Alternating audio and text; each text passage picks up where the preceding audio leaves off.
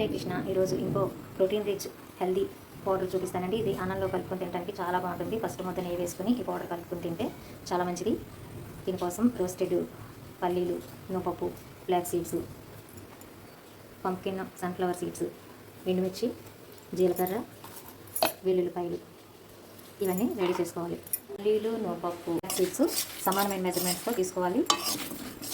Mixie పట్టే ముందుగా flax సీడ్స్ని, ఈ పంప్కిన్ సీడ్స్ని, ఎండుమిర్చి, జీలకర్ర వీటిని మళ్ళీ ఒకసారి రోస్ట్ చేసుకుని చల్లారాక ముందు వీటిని మిక్సీ పట్టాలి.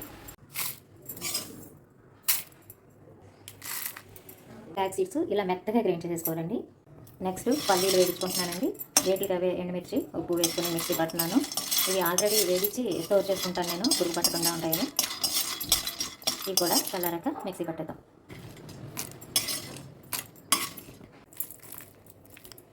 పల్లి పొడి బాగా మెత్తగా గ్రైండ్ చేయకూడదండి. లైట్గా ఇలా బరకగా ఉండగానే ఆపేయాలి, లేకపోతే మొత్తం అయిపోతుంది. మనం ఆల్రెడీ ఆడించుకున్న ఫ్లాక్ సీడ్ పౌడర్లోనే ఈ పల్లి పొడి వేసేద్దాం. నెక్స్ట్ ఇంకా నువ్వులు, ఇవి కూడా ఒకసారి వేడి చేసి చల్లారాక మిక్సీ పెడదాం.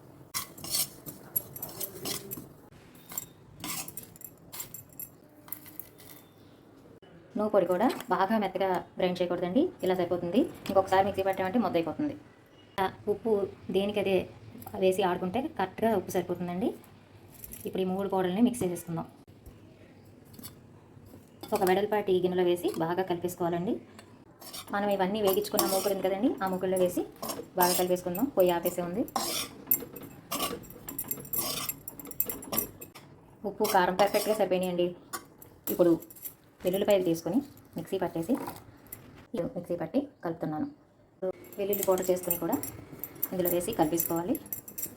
కొంచెం ఆరాక పొడి ఆడినప్పుడు జార్లో వేసి స్టోర్ చేసుకోవాలి.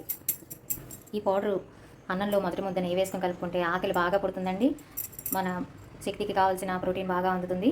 చాలా చాలా మంచిది హెల్త్కి. కంపల్సరీగా రోజు ఒక ముద్ద అన్నమన్నా ఈ పొడితో తినండి, చాలా బాగుంటుంది. ఆకలి పెరిగితేనే అరుగుదల బాగుంటుందండి. ఆకలి లేకుండా తిన్నది ఒంటికి పట్టదంటారు. అందుకని మీరు కూడా ఇలా చేసుకుని తిని ఎలా ఉందో చెప్పండి.